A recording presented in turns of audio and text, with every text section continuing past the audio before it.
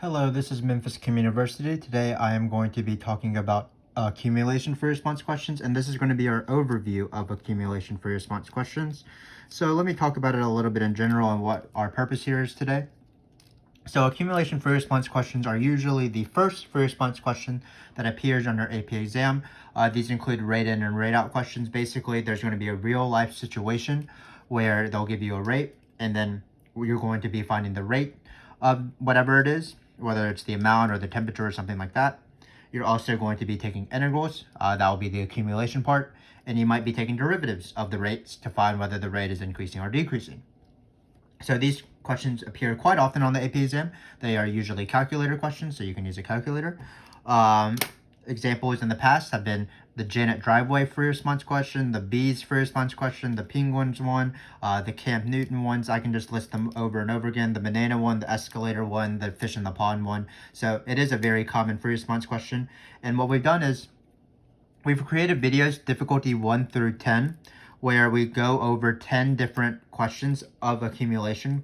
And while the rules that govern these free response questions are of course the same, sometimes the givens aren't the same. So sometimes you just have a single rate, sometimes you have rate in and rate out, sometimes you don't have a calculator, sometimes rate in and rate out are piecewise, sometimes they give you the amount formula. So there are some sort of variations throughout these questions. So please check those out after this video. This video is to provide an overview, so there's not going to be many examples, or the examples are going to be pretty general. So watch those videos after this video is done. But let's go over stuff. So the main thing I want to talk about in this overview video is the amounts. So why are these called accumulation free response questions? Basically, if you have a rate of something,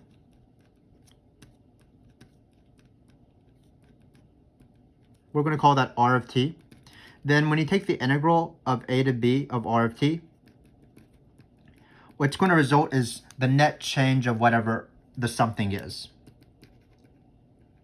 Or it's the accumulation. So for example, if R of t was the rate of temperature, then the integral of the rate of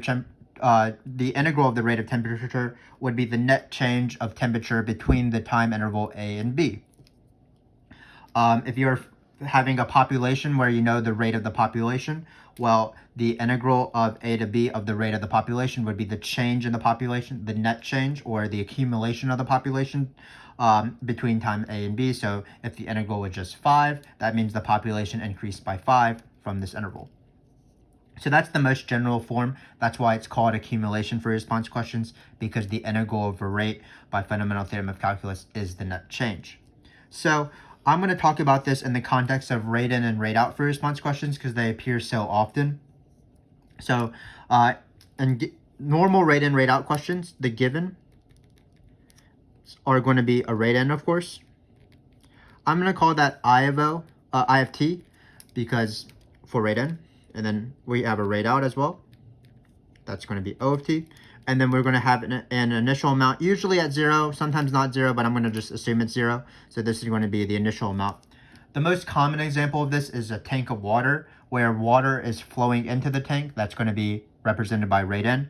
Water is flowing out of the tank, represented by rate out. And then we have an initial amount. So for example, at time is equal to 0, the tank has 50 gallons of water or something like that.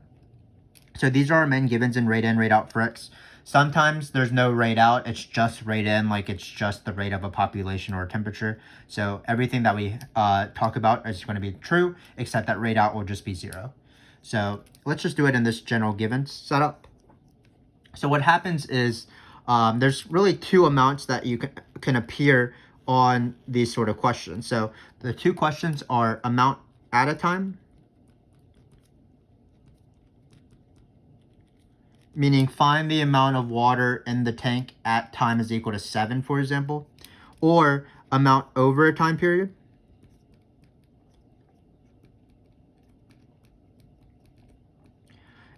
For example, find how much water flowed into the tank, or find how much water leaked out of the tank from time is equal to 0 to 7, or during the first 5 seconds or something like that.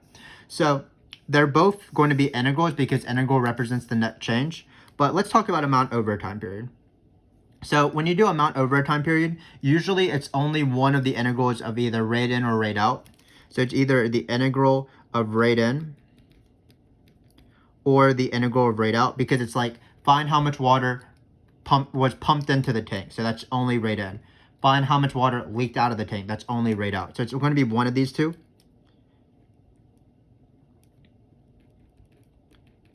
You also don't use the initial amount, because it doesn't matter how much water was in the tank initially if you want to find how much water flowed into the tank from time 0 to 7. It doesn't matter how much was started, it just matters how much water is coming in. So there's not going to be an addition of the initial amount when you do amount over a time period. And this is a pretty standard question. This is usually maybe 2 points where you just set up this integral, and if you have a calculator, you just type in the calculator, or if you don't have a calculator, you just do it by hand. But again, this is amount over a time period, either the integral of rate in or the integral of rate out, not both, and you don't add the initial. The more common question and the more important question is finding the amount at a time. So instead of finding the amount over a time period, it's find the amount at time is equal to 7 at an exact time. So what it is, it's going to be A of t, amount at this time. It does matter, though, in this question, what you started off with, because you want to basically add the net change to what you started off with by the fundamental theorem of calculus. So it's going to be A is 0 plus the integral of 0 to t, rate in minus rate out. So I'm going to write I of x minus O of x dx. So there's a lot of things to talk about as we set this up. Keep in mind that this is the fundamental theorem of calculus. Again, this is the same thing as the position formula and particle motion questions. It's the same thing as the position formula and parametric questions as well. It does appear quite often. It is the fundamental theorem of calculus. But there's a lot of nuance here, so let's talk about it. So the first thing is how to set this up. Well, how I like to set up always my fundamental theorem of calculus questions is I put the given independent variable, either t or x, on the bottom. I have my want variable. At what time do I want to find the amount? So I put that on the top. So given x or t, want x or t, and then I add the dependent variable, the function value at our initial time. So it's going to be the number here. So if you wanted to replace a of 0, that would be number. Say, for example, the tank has initially 50 gallons. You would add 50. Then, again, what's the main difference between these two questions? Well, when you're finding the amount at a time period, again, the initial amount will affect it. You want to see how much it changed. So this is the accumulation, and then you add it to whatever is the original. Also, notice that if you want to find the amount at a time, the rate of water coming into the tank and leaving the tank will affect it as well. Like both functions will affect it, as opposed to finding the amount of water that leaked out. That would only be rate out. So when you have amount at a time, you're going to use both functions, rate in and rate out. So what it is going to be rate in minus rate out. You want to find how much water came in versus how much water left. So there's two main differences. The first main difference is that when you find amount at a time, you're going to probably be using both functions. And when I use both functions, it's going to be rate in minus rate out. So this one only used one of them. And then because you want to find the net change, how the net change from the initial amount, you're going to be adding the initial amount at a time. So for example, if you wanted to find a of 8, the amount of time at 8, it would be this number, whatever the given is, plus the integral from 0, if that's the given time, to 8. The key is when you plug in this number 8, you don't plug it into the integrand, whatever's in the integral. You only plug it into the upper limit. That's why when I write the amount formula, when I'm being very precise, I change these variables from t's to x's, any variable basically not t, because when I plug in the number into the top, into this function, I only want to plug it into the top. I do not want to plug it into rate in minus rate out, because I want to take the integral of that function. So it'd be I of x minus O of x in this case, versus finding the amount of water that was pumped in or entered the tank. That'd be 0 to 8 of just the integral of rate in, no number in the front. So this is, again, the key to all of this. This is the most important formula. If you write out this formula, amount over time at a time, this is probably half the free response question, is just knowing how to set up this formula and how to use it. And if you wanted to find actual values, again, you can just type it in a calculator. When you're typing this in a calculator, you want to be very careful. Calculator is not a trivial thing. So when I type this in, I always put my rate in parentheses. I always put my rate out in parentheses. So it's rate in parentheses minus rate out in parentheses. I don't forget to add the numbers. Some students forget to add the numbers, so you have some weird amounts. Some people think like, oh, why am I having a negative amount? But that's because you forgot to add the initial amount. This integral right here is just the accumulation of how much water not came into the tank, but changed the amount of water that changed in the tank. So like it might have changed by -2 gallons because the rate out is bigger than the rate in. So it decreased by 2 gallons, but your amount, of course, isn't going to be -2. It's going to be the number plus -2, which is going to be like 48, for example. 50 minus 2. So again, what you want to focus on is these two formulas. Amount at a time requires both the initial and rate in minus rate out. Amount over a time period just requires one of in or one of out. Again, sometimes they don't give you a rate out. So if you wanted to find, if they just gave you a rate in and they just called it the rate, you would just basically stop here. It would just be the initial plus the integral of rate in because there would be no rate out.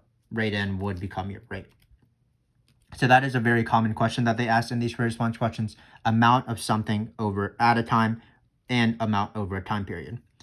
The next question I want to talk about in these accumulation free response questions, once you've mastered the difference between amount at a time and amount over a time period, is finding the maximum or the minimum amount. So it's finding the absolute maximum or the absolute minimum of the function of the amount of water, or absolute min. Let's see, great. So this is on an interval usually. So this is the closed interval method to find absolute max or min. If you want to, you can watch our videos solely on this topic, but it's a 3-step process. The first step is to locate the function. So what you want to do is you want to find what you're trying to take the absolute max or min of. In this case, it's the amount. So this is a little bit trickier than some questions because the thing you're taking the absolute max or min of is not going to be written on the page for you. You have to actually find it. So in this case, it's amount. It's actually amount at a time period because you want to find the time. Sorry, it's amount at a time, a specific time, because you want to find the time where the amount is either greatest or least. So what I'm going to do is I'm going to rewrite this function right here. Some students get confused and when the interval is like from 0 to 7, they will automatically already plug in the 7 into the t, but you don't want to do that. You want to keep this as a function because this is a function that I want to take the max or min of. If you plug in 7, it just automatically becomes a number and you're not going to be able to find that absolute max or min. So you're going to use these intervals eventually when you construct the table, but don't plug them in yet. Then you're going to take the derivative. The derivative of the amount formula is, of course, rate in minus rate out. That is the rate of change of the amount of water that's in the tank. So remember that the derivative of a of 0, that's going to be a constant, that's going to be 0. And then by the fundamental theorem of calculus part 2, the derivative of an integral is just whatever is inside the function because derivatives and integrals are basically inverse processes. So it's going to be I of t minus O of t, rate in minus rate out. What you do is you set this to be equal to 0. That's what the second step is, critical points. When you have a calculator, again, the best way, in my opinion, is to graph the calculator, graph rate in minus rate out as one function, and then just find the zeros, not using the trace button, but by using this feature, second calc, and hitting 0. So we practice that a lot. You're going to get a few critical points, perhaps 3, 4, whatever. Then you construct the table. When you construct this table, it's going to be a of t on one side. What numbers are we going to include in this table? Well, it's the closed interval method, so you're going to include the endpoints of the table. And you're also going to include any critical points that fit within those endpoints. So keep in mind that you might have more critical points that are outside of the endpoints, but you don't care about the absolute max or min over the entire interval. You only care about this one interval. So, for example, if it was 0 to 6 and your critical points were 2, 4, and 7, you would only include 2 and 4 because 7 is outside the interval we care about. So when you're ready for the right side of the table, the right column, what you're going to do is you're going to individually plug in these numbers. You might have 4, you might have only 2 because of the endpoints, depending on how many critical points you have, into the locate step. That's why I like to write this locate step, because when I write this locate step, it's easier for me to plug in a number when I can physically see the function on the page in my own handwriting. So when I plug in these numbers, just keep in mind, you're doing the same thing as finding a of 8, for example. When you plug in these numbers, you're only going to plug it into the upper limit. You don't plug it into the function because you only want to find the amount at a time. So you're only going to plug it into here. And that's actually pretty useful because it's obviously really annoying to type in all this stuff. But if you're only plugging it into the top limit, you'll hit enter. You'll control copy paste it for the next one, and then you'll just change the upper limit. You don't have to change the integrate at all. So it's actually a pretty quick process once you've typed in the first question or the first point. So that's how you do absolute max or min. It's usually absolute max or min of the amount formula. Absolute max or min appears sometime on the free response question, both in the AB and the BC portion, and oftentimes it is this question right here, the accumulation free response question. So for example, usually part C is find the amount at a time, part D is continuing on finding the absolute maximum or minimum of the amount over a time period. So again, we're just highly stressing this sort of formula, amount at a time, amount over a time period. All this stuff is great. It really helps you out to know the difference between these two. Perhaps when you combine all these questions, it's maybe 7 out of the 9 points if it's a very standard free response question with accumulation. So it's really important to understand amount over at a time especially. That's fundamental theorem of calculus. And that's what you're going to be doing the closed interval method when you do the absolute max or min process. So that is my big talk, 17 minutes it looks like it took me to talk about this, but it is very important in these free response questions. The second thing I want to talk about is basically increasing, decreasing.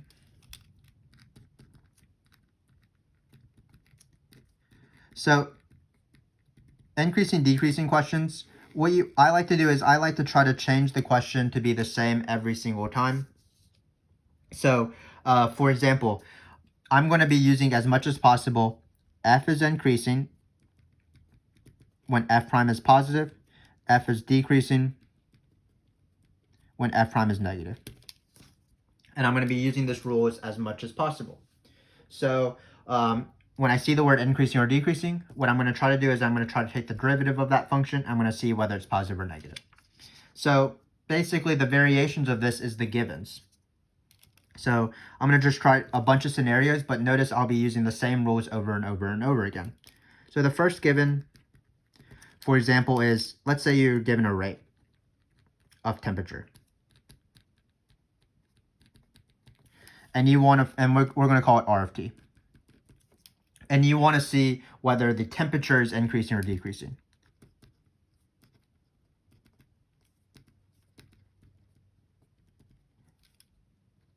Add a number, let's just say t is equal to 2. So the question is, I need to see if something is positive or negative.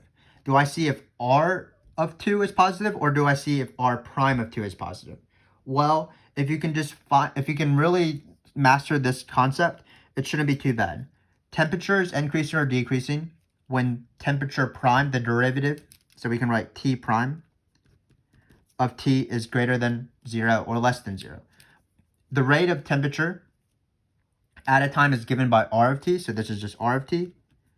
So if we wanted to see whether the temperature is increasing or decreasing, what we would do is we would just simply plug in 2 into the given r of t.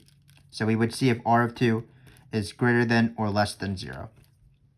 If it was greater than 0, that means the temperature is increasing. If it was less than 0, that means the temperature is decreasing. So in this case, because the given was already the derivative, when we wanted the derivative of temperature, when we wanted to find whether temperature is increasing, we find its derivative. It was already given. So in this case, we don't actually take a derivative. We just simply plug in 2, if that makes sense. Let's see a different question that is very similar, but is done in a different way. So we have the same given, rate of temperature.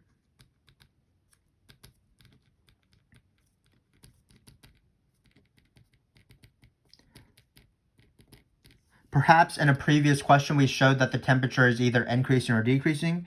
And then the next question says, is the rate of temperature, the temperature is increasing or decreasing. So let's say we know it's increasing. The next question would be something like, is the temperature increasing at an increasing rate or a decreasing rate? And a lot of students get confused because the wording is so confusing. What does that even mean? Increasing to be increasing at an increasing rate or increasing at a decreasing rate? But what they're asking there is whether the rate itself is increasing or decreasing. So this was the question. If we want to know if the rate of the temperature is increasing or decreasing,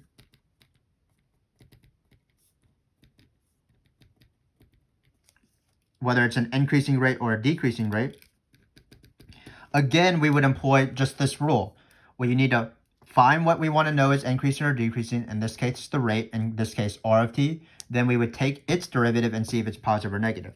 For this question, then, we would see if r prime of 2 is positive or negative instead of r of 2. Because in this case, r prime of 2 is the derivative of the thing we want to see is increasing or decreasing. So we want to compare whether that's positive or negative. And the question above, r of t happens to be the derivative of the thing we want to see is increasing or decreasing. So we see if that's positive or negative. And of course, to take the derivative, if you have a calculator, you don't actually have to take the derivative. You can go to math, and you can go down to derivative. So this is just sort of the nuance. Both of these questions are about increasing or decreasing, but they're the same question. Just find the thing that you want to see is increasing or decreasing, and then take that derivative.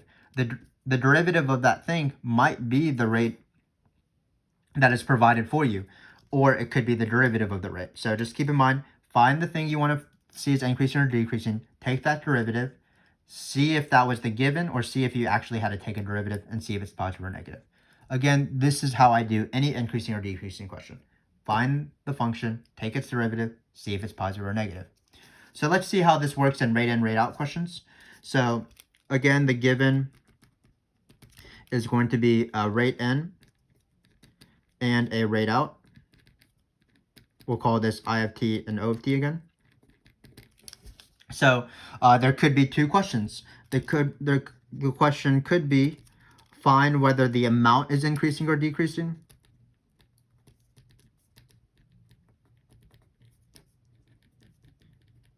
At t is equal to 2. And then another question that's very similar, of course, is finding whether the rate of change of the amount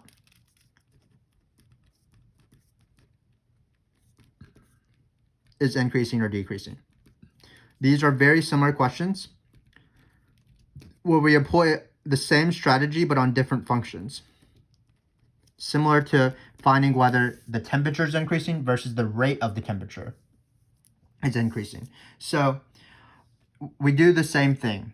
We find the function and then we take its derivative and see if it's positive or negative. So in this case, what do we want to see is increasing or decreasing? That's going to be A of t from before, the famous amount formula from fundamental theorem of calculus. What's its derivative? Well, the derivative of the amount is just rate in minus rate out. That's the rate of change of the amount. So we found the function. Great. And now we're going to take its derivative. It happens to be I of t minus O of t. So this is the amount. Again, the derivative happens to be I of t minus O of t. So to see whether the amount is increasing or decreasing, we would just plug in 2. So to find A prime of 2, we would see if I minus O of 2 is greater than or equal to 0.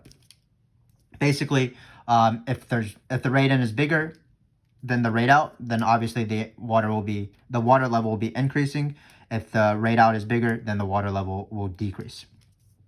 So if you look at sort of the solutions on their free response questions, they don't write any of this stuff. They just write rate in minus rate out. But this is where it's coming from. If you want to do all of the questions in the same way, you're just going to find the function, take the derivative. The derivative happens to be rate in and rate out in this case. So when you plug in a point into the derivative, you're not actually taking a derivative because the derivative is already provided. You're just plugging in 2 into rate in and rate out. And of course, sometimes the question isn't amount is increasing or amount is decreasing. It'll be some sort of English equivalent like, is the water level increasing, or are the number of people in the concert going up, or something like that. is the water level rising, water level falling, something like that. But again, it's the same idea of this right here. To see if something is increasing or decreasing, I find it, then I take its derivative. In this case, it's rate in minus rate out, so I don't actually have to physically take a derivative. All I have to do is plug in 2. What if we wanted to have the same givens, but we wanted to see whether the rate of change of the amount is increasing or decreasing?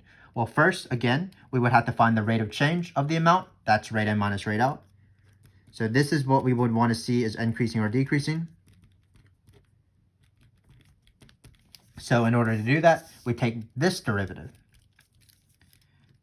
So it'd be I of t minus O prime of t, and we would see whether this is positive or negative. So it's a similar thing to when it was just one single rate. There's a huge difference between amount increasing and decreasing versus the rate of change of the amount increasing or decreasing.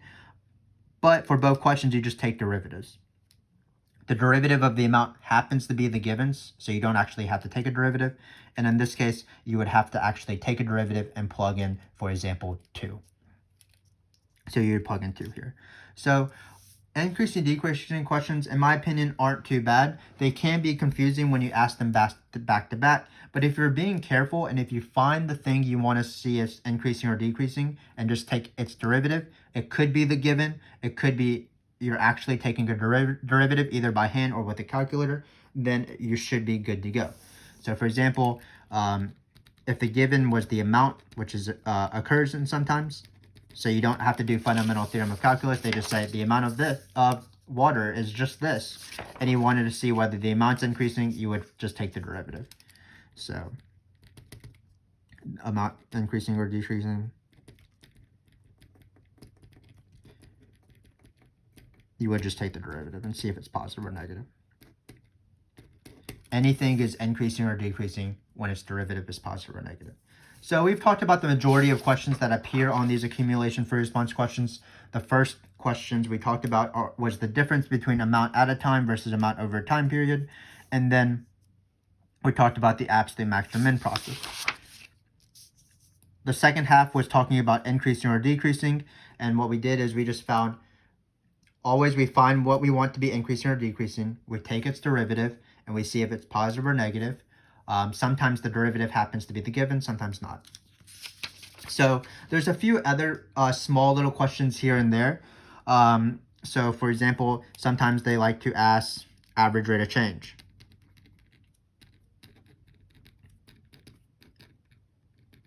So average rate of change, it's, for example, the amount. Well, there's actually 2 formulas for this, and they're equally used. So one formula is just average slope, algebra slope. So it's A of B minus A of A over B minus A. So this is the if amount is given. So instead of calculus slope, which is instantaneous rate of change, it's just going to be algebra slope. Another one is going to be the integral of R of t dt A of b 1 over b minus a, because this is the average formula, 1 over b minus a times the integral, where R of t is the rate of the amount. These 2 formulas are equivalent because the integral of the rate is the amount. So when you do this and then apply fundamental theorem of calculus, it'd be A of b minus A of a. So these are equal. So again, it's one of these decisions. Amount at a time or amount over a time period, or increasing a amount or increasing a rate. Both of these questions are logical, but you apply them differently depending on the givens. If you're given the amount, to find average rate of change of the amount, you would set up algebra slope because amount is in this formula. If they asked to find average rate of change, but they gave you the rate, then you would be doing this formula because this formula has the rate. And this is the average value formula. 1 over b minus a, the integral of f, is the average value of f. Average rate of change is the average of the rate of change. So we put the rate of change in the integrand. So again, the nuances is which one should I use? And it's all based off the givens. If you're given the amount, you would use this formula. And this is the formula you usually use for average rate of change. It's usually the algebra slope. But sometimes, of course, the given is the rate. So they want you to find the average rate, which is this. Similarly, what's the average amount? The average amount, of course, is 1 over b minus a. the integral of the amount formula. Another question that they might ask is tangent line approximation of the amount. What that requires is finding a point. So that's usually some t value and then the amount. And then you find the slope, which is the derivative. So it's a prime of t at a certain number. So it's like a, you'll plug in a number into all these things. We can just call it a. Then you form the equation of the tangent line. So it's y minus a of a, whatever this time value is, a prime of a t minus a. And then they'll say, find the approximation at some other time, or find when the approximation is equal to some sort of y value. So you just solve for them respectively. But it's the same idea. Tangent line approximation is a calculus topic, and basically what you're doing is you're employing it for this one question of accumulation free response question, these real world scenarios. So you just set it up in this way. And this is how calculus works when you employ it to real life. The formulas are all the same. Integrals and derivatives, of course, exist. And what you want to do is you just want to be careful when you employ them. So even when they ask these random questions, average rate of change, average amount, tangent line approximation, things like that, you just want to be able to set up the formulas as they normally are. So for example, the average formula is 1 over b minus a, the integral of f, the average value of f. So in this case, if you wanted to find average amount, it'd be this, average rate would be this, and then if you had the amount, it'd be algebra slope. So that's really it I have for accumulation free response questions. Again, once students sort of get used to all these free response questions, they sort of are pretty good at it eventually. Again, the things I want to focus on is amount at a time versus amount over a time period. Amount at a time requires you to add the initial and use rate in minus rate out. When you find absolute max or min, you're doing it on the amount formula, which of course is fundamental theorem of calculus. Increasing, decreasing questions aren't too bad. What you want to do is you want to be careful with seeing whether the derivative is positive or negative, and just keep in mind that the derivative could be the given, or it could be the derivative of the given, depending on whether you want to see is increasing or decreasing. So for example, in the most common example with rate in, rate out, if you want to see whether the amount is increasing or decreasing, that's just the given. The derivative of the amount formula is rate in minus rate out, the givens. So you just plug in 2 there, or any number you want.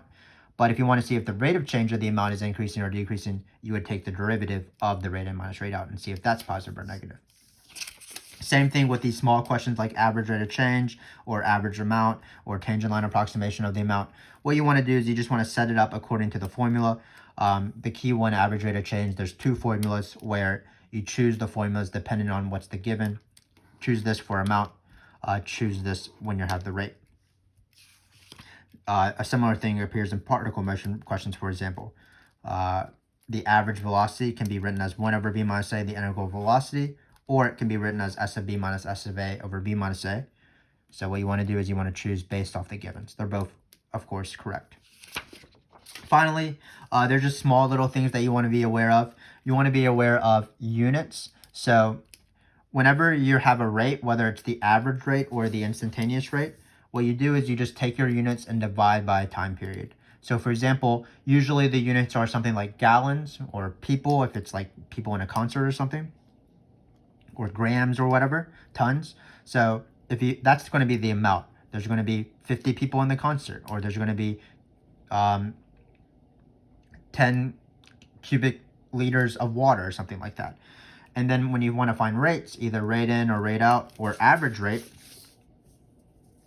then what you do is you divide by a time period. So that's going to be your meters per second. That's going to be your peoples per days, something like that. And then if you somehow were taking the derivative of the rate in minus rate out, you would divide by another time period. So that would be similar to meters per second squared. So for example, those units would be people per second or something like that. Another small thing you want to be used to is be careful with the calculator. The calculator is not a trivial thing. When you type in rate in minus rate out, you always want to be careful with your parentheses and things like that. Know how to do multiple things with the calculator. You want to be able to take derivatives of a calculator because you might be seeing whether something is increasing or decreasing. You also want to be able to take integrals with the calculator because you need to use it for the amount formulas. And you also want to be able to solve where certain functions are zero using graphing because that's involved in the absolute max or min process. So those are the three main ways to use a calculator: derivative, integrals, and finding zeros or intersections. Also, just read the question. Sometimes they add little words here where you get so excited to answer the question correctly, but then you miss the small point because you didn't read the question. For example, the main example that I can think of right now is sometimes they'll say round to the nearest whole number. So when you do this question, the amount will be like 25.731 people. You don't want to put 25.731 if it says round to the nearest whole number. You would just want to put 26, of course. I think that's what I said when I don't actually remember what number I said, but you just actually want to round to the nearest whole number. If it doesn't say round to the nearest whole number, remember the general rule for decimals on the AP Calculus exam is to round to 3 places after the decimal. So for example, a logical answer, once you type in a calculator, find the amount or find some sort of derivative, would be 25.876 or something like that. You would want to cut it off or round to 3 places after the decimal. Sig figs really don't mean anything on the AP Calculus exam. So just, if you know those small little things and you're being very careful, and then you've mastered sort of the big concepts being the difference between amount at a time and amount over a time period, being able to do the absolute max or min process on the amount formula, and then knowing how to find whether things are increasing or decreasing, you will definitely be fine for this first free response question, accumulation free response questions. But again, there was no really tangible examples because this has been an overview video. Where do you find these tangible examples? Well, we have created, again, 10 free response questions, difficulty 1, which is going to be a very standard question, all the way up through difficulty 10, where the givens are quite different. The rules that we talked about will govern all of those difficulty videos, difficulty 1 through 10, but the givens can be slightly tweaked. So you'll be finding increasing, decreasing questions potentially in a different way because the givens might be different. So I encourage you to watch our video series, especially the first few videos, because they are very standard examples of accumulation free response questions. For example, our difficulty number 2 video is our classic rate in, rate out water tank example. But it is important to sort of get comfortable with these free response questions and also to know exactly what is being asked and how they ask these questions. So for example, throughout this video series, you're going to see when just a rate in is given, when a rate in minus rate out is given, when you don't have a calculator. When rate in and rate out are piecewise, that's a very hard variation. When rate in is for some reason presented with a graph instead of just a function, when they give you an amount instead of rate in minus rate out, or when they give you an amount for the rate in, but just a normal rate out. So all these variations we cover. We also cover smaller topics because they are based off free response questions like average rate of change. We cover averages. We talk about units, seeing whether things are increasing or decreasing. We practice a few tangent line approximation questions. So again, please give those videos a check out. We're trying to really dominate the easier free response questions on the AP exam, and one of them is accumulation free response questions because you often do have a calculator. So hopefully our goal for you is to just master how to do these questions, and that's what the videos are for. So hopefully you find those useful. Continue watching our video series from difficulty 1 through 10. We're going to have a great time, of course. I enjoy hanging out with you guys. I want you guys to do as best as possible, which is why I made these videos. We're trying to help you out here at Memphis Communiversity. So hopefully I will see you sometime as we make those difficulty 1 through 10 videos. Until then, thanks again for watching, and hopefully this was useful for you.